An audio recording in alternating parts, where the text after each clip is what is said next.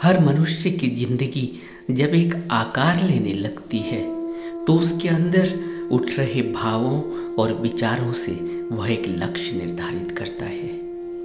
आपने देखा होगा, जब कोई बच्चा स्कूल कॉलेज की पढ़ाई कर लेता है तो जो उसकी पढ़ाई लिखाई है उसके हिसाब से उसके अंदर विचार उठने लगते हैं। और फिर माँ बाप, घर परिवार का माहौल और विचारधारा है, वह भी उसके लक्ष्य चुनने में सहायक होती है। जैसे अगर माँ बाप प्रोफेसर हैं या डॉक्टर हैं, इंजीनियर हैं, एडवोकेट हैं और वह उनके जीवन से प्रभावित है तो वह भी इसी लक्ष्य के लिए आगे बढ़ता है और उसके अंदर विचार उठने लगते हैं इस तरह के, और धीरे धीरे उसकी जिंदगी उस लक्ष्य के लिए प्रयासरत हो जाती है। वो कठिन परिश्रम करता है, अपने लक्ष्य को पा लेता है। इस तरह संसार में उसकी पहचान बनने लगती है। वह अपना जीवन यापन, अपने घर परिवार, बाल बच्चों का जीवन यापन करता है। यही एक साधारण मनुष्य की जिंदगी की कहानी है।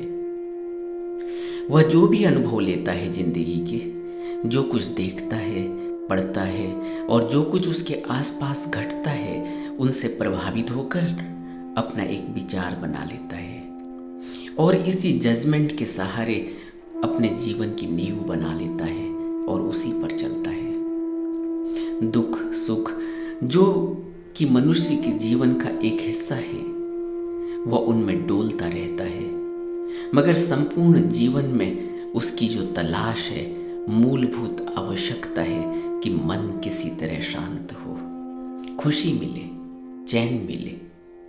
वह उसके लिए ही निरंतर प्रयास रहता है, संसार के सामान जोड़ता है। मगर जो बुद्ध पुरुषों का अनुभव है, जो उनके उपदेश हैं संसार के लोगों के लिए, वह एक मत से यही है कि इस संसार में सुख, शांति और खुशी यहाँ के पदार्थों में नहीं है, बल्कि मनुष्य के स्वयं के अंदर है। और सुख, शांति और खुशी की तलाश स्वयं में करनी होगी। और यह खोज का एकमात्र जरिया है आध्यात्म का मार्ग, आर्याष्टांगिक मार्ग, ध्यान का मार्ग, समाधि, निर्वाण और परम निर्वाण का मार्ग। जिस व्यक्ति के अंदर जैसे विचार होंगे वैसी ही उसकी जीवन यात्रा होगी। और संसार के लिए विचार तो, जैसा मैंने ऊपर कहा कि हर परिवार, पढ़ाई लिखाई, समाज से मिलते हैं, मगर आध्यात्म का विचार क्योंकि जीवन यापन से सीधा नहीं जुड़ा और न ही मूल शिक्षा का प्रमुख हिस्सा है, इसलिए यह विचार पैदा ही नहीं हो पाता। और अगर पैदा भी होता है तो उसकी मूल जड़ में डर है, भय है या कोई मांग अवश्य है। इसीलिए सारी पूजा अर्चना, बाहरी कर्मकांड साधारणतया मांग और याचना का हिस्सा है, डर का हिस्सा है कि कहीं उसके साथ कुछ गलत ना हो जाए, कोई नुकसान ना हो जाए। बुद्ध ने इस तरह की पूजा पद्धति का खंडन किया, उसको नकार दिया। इसका अर्थ यह नहीं है कि इस जगत में कोई आध्यात्मिक शक्ति है ही नहीं जिसको बुद्ध ने नकार दिया। बुद्ध ने उसको शून्य कहा, जो पूर्ण होता है, फिर टूटता है, फिर शून्य हो जाता है, वही आकार लेता है, फिर वही निराकार हो जाता है। वही आकार और निराकार दोनों में दिखाई देता है। कुछ उसे आकार में देखते हैं, कुछ उसे निराकार में देखते हैं। कुछ जो बुद्धत्व को उपलब्ध हो जाते हैं वह आकार और निराकार दोनों में देख सकते हैं। इसीलिए वह लोग संसार के द्वंद्व से, द्वैत से ऊपर उठ जाते हैं, विचार शून्य हो जाते हैं। उनके पास अच्छे बुरे का कोई तराजू नहीं, कोई तुलना नहीं, कोई घृणा नहीं, संभाव है। यही तो भेद है एक साधारण संसारी मनुष्य में और बुद्ध पुरुषों में। क्योंकि बुद्ध पुरुष संसार से घृणा नहीं करते, वह संसार को गलत नहीं कहते। वह समझाते हुए कहते हैं, बार बार यही कहते हैं कि संसार में तो रहना ही होगा, मगर इसको नित्य मान लेना मूर्खता है। यह अनित्य है और यहाँ के पदार्थ भी अनित्य हैं। इनको सच मानकर इनकी तृष्णा में दौड़ना और अपने थोड़े से वक्त को ध्यान के बजाय संसार की वासनाओं और इच्छाओं के विचार में लगाना मूर्खता है। बुद्ध तो यही कहते हैं, बाकी रहना तो संसार में ही होगा। कैसे रहना है, इस पर भी बुद्ध ने कहा कि जिस प्रकार एक कमल की जड़ें, पत्ते पानी और कीचड़ में रहते हैं, मगर कमल का फूल कीचड़ से ऊपर खिलता है। यही संसार का और यहाँ के जीवन जीने का एक बेहतरीन विचार है।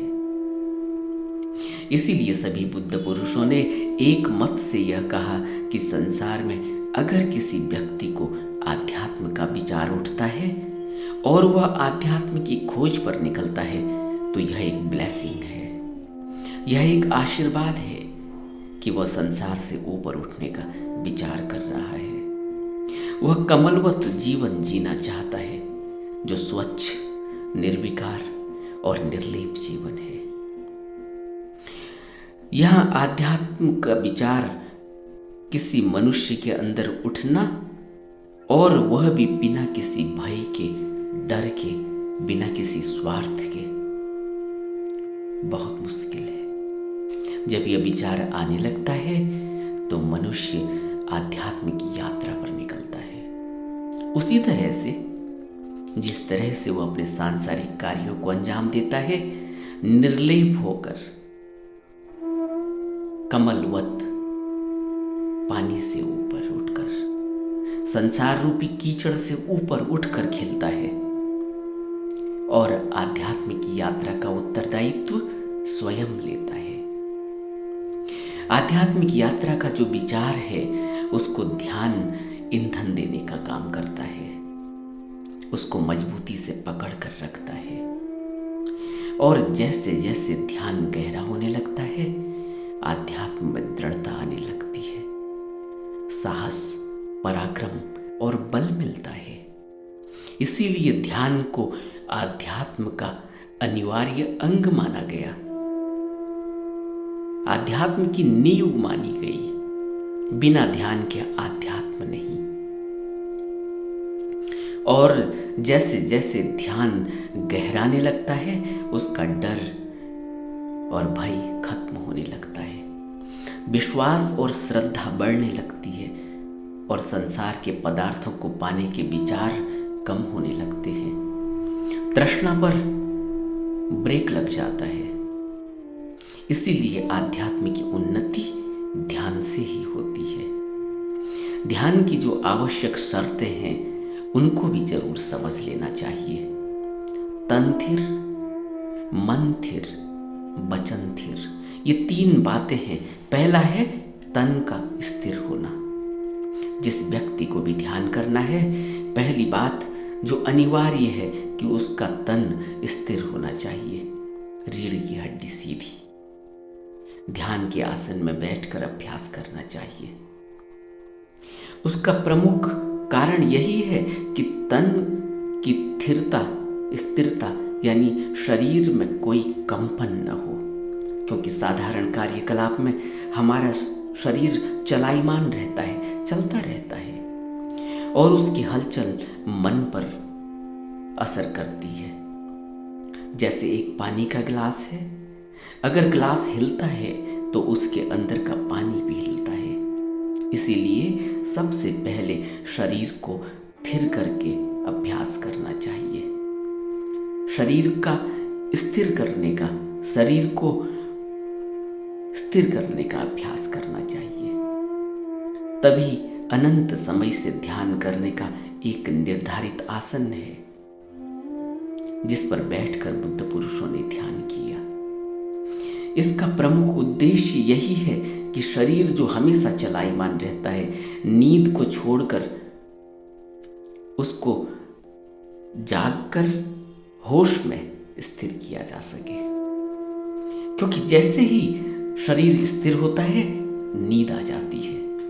यह मनुष्य की एक आदत है कि जैसे ही वह नींद में जाता है, शरीर स्थिर हो जाता है, लेकिन वह नींद में है।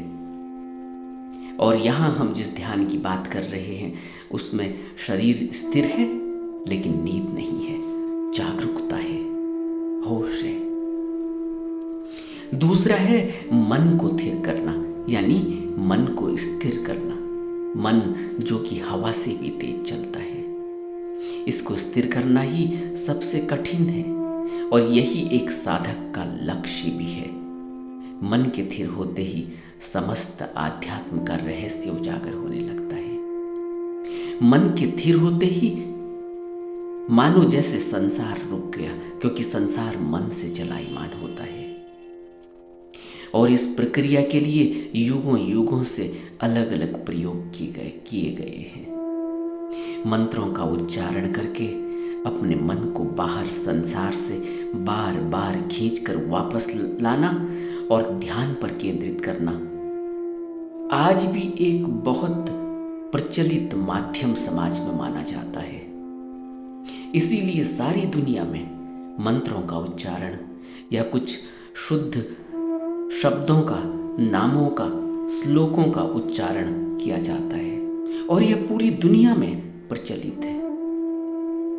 जिस तरह से सफेद कोट से डॉक्टर और अस्पताल की याद आती है, पुलिस की वर्दी से थाना या कचहरी याद आती है और वकील के काले कोट से कचहरी या कोर्ट याद आता है